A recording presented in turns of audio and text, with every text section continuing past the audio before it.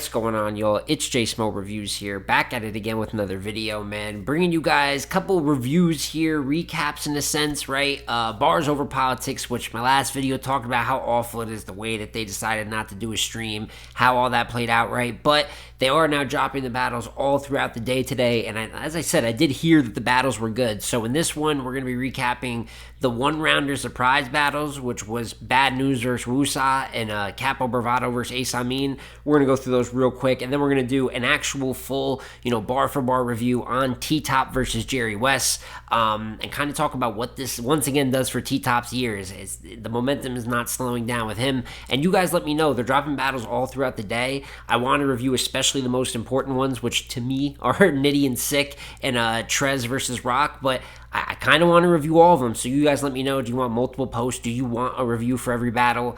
You mind if I miss one or two? Just let me know how you want me to go about it in the comment section down below. But let's just get right into the battles. We have a lot to talk about before the next battle drops. So for the one-rounders, first one I watched and they dropped was Wusa versus Bad News, which, listen, before I did anything, clicked on it, or actually I clicked on it, right? Before I could even watch a second of it, I saw, they have the divided times of the rounds. Like, you can kind of see the length, like a YouTube time bar.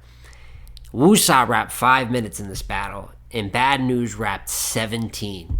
17 minutes of Bad News raps is absolutely absurd. You know what I'm saying? And listen, it was a home game as well. I mean, like a direct home game for Bad News, and he leaned into that. I mean, listen, Wusa was pretty good in this battle. In the 5 minutes that he had, I got nothing wrong with his content. I thought he was consistent, but he just got lined up. There's no other way to put it. Bad News rapped, once again, I have to repeat it to stress it. He rapped 17 minutes. And he spent the large beginning of that portion doing a lot of hometown. He did a Carolina, Raleigh street scheme with the names of the streets, and then he did a Carolina battler scheme with the names of Riggs and TTop, and a lot just to get the crowd on his side. But I will say, from there is highs in his round that are higher than the highs of Wusa's round. He had a bar like, I just killed JC, I just killed Fonz. I don't really agree with that either. And then he said, Smack, is you giving me Wusa, trying to tell me to relax? I thought that was crazy. He needed a couple other haymakers like that. I mean, he had 17 minutes of material, so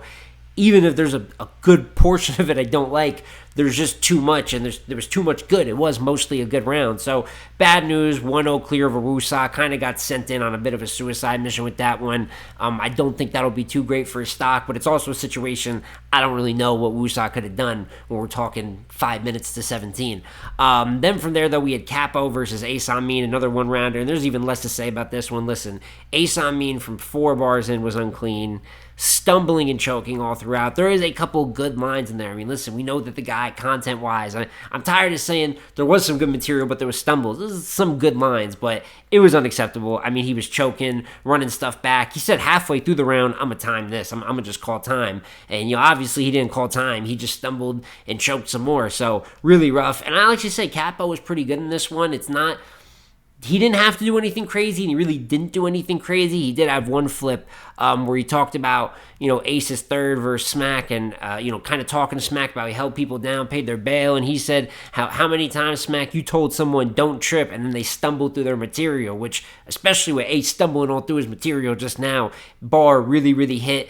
And the only other notable thing, I mean, obviously it's Capo 1-0 very clear, is he threw some shots at Easy and Remy at the end. Obviously, he's been a very vocal flag waver for URL. So in the trenches situation with Tex, if you don't know the whole story, I'm sure you could go somewhere else and go through all the drama. But he had words for Easy and Remy. They even asked Smack, can he go to Chrome? They can't copy Respect, but they try to copy the formula. So a bunch of that. I actually thought the remember where you came from bar was pretty clever. But I don't think we're going to be seeing Capo versus Easy anytime soon. So overall, Bad News, clear W at home over Wusa.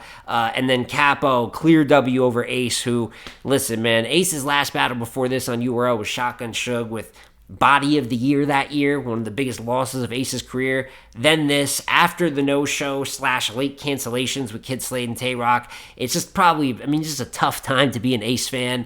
And I said it, I felt like that 2023 push in terms of he's going to get to top tier, live up to that potential that when he first came around, I thought that was a great window of it. And it's hard for me to see a career like this with what we got so far, as talented as he is, ever being considered a top tier battler. And this, to sit out for a year after on URL, and your return is this one-rounder surprise out of nowhere where you just give a win to Capo, it's extremely disappointing. And then we have Jerry West versus TTop, and I'm going to go round by round with this one, but I'm going to let you know, as I kind of hinted early in the video, this one is all about TTop, which many have expected, battle be in his backyard, but I think the first round is probably, I would say Jerry technically rode uphill in this battle, but the first is the most dominant. Jerry's first felt like it was a bit short too. He kind of had this, that's a couple things we're thinking about while y'all be rapping. What Goods famously said to T-Top in their battle, but he did it talk about all types of food. So kind of like, fat jokes already going at T-Top. He had a little mic feedback that I thought was kind of messing up. Crowd could probably barely hear him in the beginning, but he had a tank top wife beater bar I thought was cool. The And One mixtape bar, I thought that was all right. Like just a weaker Jerry first, I'll tell you right now. The college dropout bar I liked. They couldn't get T-Mobile, but it was God's plan. I actually thought that was pretty cool too. And then he had the Beauty and the Beast bar towards the end of his first. But as you can see, I mean, there's a couple bars here and there, but not a lot on the performance side. Even for an improved puncher, I keep talking about that with Jerry, it wasn't much of anything. So it was quite easy for T-Top to win this one. But the click over rebuttal, there was a phone bar at the T-Mobile, right? So the click over, that rebuttal was good. The doctor had to put the West together like Kendrick Lamar. I thought that was dope. Show you how you live in like we watching The Simpsons. The Simpsons, all the scenes that end up actually happening in real life. I thought that was fire. The No Biggie Dying Out West, I thought that was dope. And then he has one bar that landed as a haymaker. It was Revolver, spin off Jerry like Steve Wilco.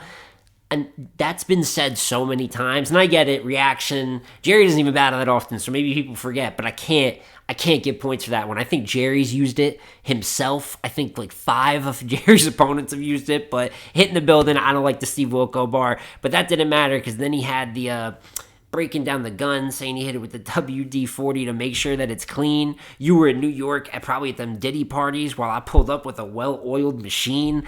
Crazy, and we've heard probably too many Diddy bars already, as we expect with any current event. But the well-oiled machine flip, that was a haymaker. And then from there, I mean, it's haymakers to end. Meet your favorite battle rappers, Hollow and Clips. That hit. On the floor, Jerry curled like a Jerry curled. You just got to follow the drip.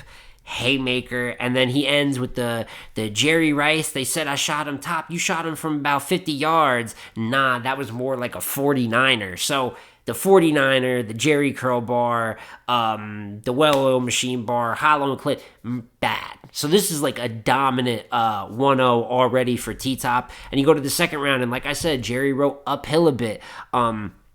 He is the 49er rebuttal, you know what I'm saying, which I actually like, the 49er, but they won't find you in the first 48 hours. Probably is stronger than anything you wrapped in his first, to be honest. That was a good start. The Pure Life tea, extra sweet, like the Pure Life tea, I thought that was cool. Keep airing you out like an oxygen mask, I thought that was cool. $1.50, eat the bear food like Goldilocks. Now that, you see, like, it's a little bit better. It's still not really like the top haymaker peaks that you need, some of those other performative aspects from Jerry that he's going to need in a matchup like this, but bar for bar a bit better. Everybody get robbed, everybody in the diner saw, like the Rugrats, dinosaur, I thought that was a little reachy, but it was all right. Catch fire in a small, it's easy to catch fire in a small room like a space heater. I got no reaction, but I love that bar, to be honest with you. And then you will tell you everybody why, you won't tell everybody why NWX broke up. It's because you fell on him. Talk about when he fell on stage. That was kind of funny to end, showing more of that all-around bag. But slightly better for Jerry, but T-Top's second is a lot like his first, man. There's just too much there. He kind of starts out talking about his own COTY case, which we'll talk about at the end of the performance here. I have my opinions as more people were speaking up for T-Top. They step over my accomplishments like Jordan 10s, and that's just in retrospect. I like that. They don't know how to assess my battles. They don't know where to start with Carolina, like Bryce Young. I thought that was clever too. And he had this resume breakdown, talk about everything he's done in 2024, and it is a jam-packed 2024. I think I spoke on it a little bit a couple videos ago. He obviously has beaten Twerk, Danny Myers, Snake Eyes, Official, and I like how he said, I beat Twerk and Official, don't say I caught him on an off day, because the quality of that battle from Top and them, it's not that good, but these are wins. We do have to acknowledge that. Obviously, his Chef Trez win is amazing. There's nothing to take from that. Battling well in the lower leagues, kind of has that whole drawn out thing. And then says, you can even debate that I haven't lost a round. That's not true. You know what I'm saying? That's not true. You definitely lost the round versus Official, where you were talking about frying chicken in an Airbnb, and you definitely lost the round versus Danny, where you talk about fucking E Hart. So I don't go, the whole hasn't lost a round thing. But I thought it'd be funny to address. He talked about it in his round. But then from there, he had already had the crowd on his side. Goes on to win this round. Turned the fish scale to shark, make shark teeth. Thought that was cool. Spun the block so much my daughter fell asleep in the car seat. That was crazy. The percentage scheme where he said at 100%, you'll catch 30 out of nowhere like a speed trap. I thought that was dope. The Sean Kingston bar hit.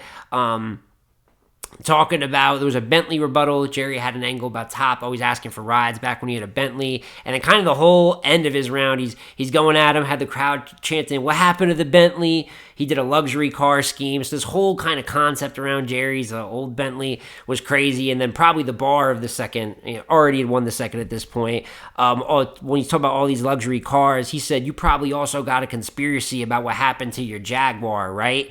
Jaguar, right? All those conspiracies about Jay-Z and Beyonce. Super duper haymaker. And through 2 rounds, even though Jerry was getting better, it was all T-top 2-0 clear. And then even though the result is determined, it leaves you with the 3rd round of the battle, which I will admit is the closest round. I do think you could probably debate this round. Jerry gets very heavy into the scamming bars in this one, which we know is kind of part of his persona, and oftentimes he does get into that bag. And the 3rd is like that. He kind of did the trapper versus the scammer in a sense. We know T-Top, very well known for his drug bars, but has that can make the bank quit in 2 minutes like a TV dinner. I thought that was cool. I can wire him not to snitch. The wire, kind of plays off each other. Then he goes into this portion, which is like, it was all these fat jokes. And to be honest with you, I thought it was kind of a waste of time. It was aimless for a bit. And then at the very end, he says, I can show you the time of your life. The doctor will show you the time of your life. 6 months to live. I do not really care for fat jokes, any of that. You really got to be creative with it because it's obviously like the shallowest approach that you could take. But I actually thought he flipped the 6 months into live into a clever bar. Back into the scammer bars. He is you need a PCP. I needed the numbers off the back. CVC. That was clever. Take the life savings from the plug like a ventilator. I thought that was fire too. And then he's a Bentley rebuttal. He said, "You want to know what happened to the Bentley? Your moms they want to put her names back on. Her name's back up on it," which is hilarious. Having the Bentley in T-Top's mom's name. So actually, really good like mid-round rebuttal. I don't know if he was already kind of moving in that direction and like recrafted a bar, but Jerry actually, for all the things that didn't go well for Jerry in this battle, he rebutted really well. So that was another high point. And then you had T-Top's 3rd, and he started off going at, the election. I thought I was going to trump all this, and then here come all the bullshit. Kamala, come all the bullshit. Big haymaker out the gate. The 106 in Park. We only watched this bitch for free. Talk about Jerry. I thought that was clever. He went into this kind of Griselda scheme. He did like 3 or 4 different Griselda references.